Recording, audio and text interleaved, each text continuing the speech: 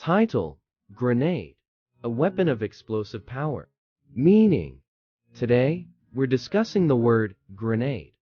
A grenade is a small explosive device that can be thrown or launched, designed to cause damage and destruction upon detonation. It signifies a weapon with immense explosive power. Pronunciation: pronouncing grenade is simple, ɡrɛʻneɪd, with a soft G and clear enunciation.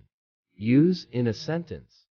For example, a grenade is often used by military and law enforcement as a tactical tool to incapacitate or neutralize threats. Importance: grenades serve a crucial role in warfare and security operations, allowing for controlled and strategic use of explosive force when necessary.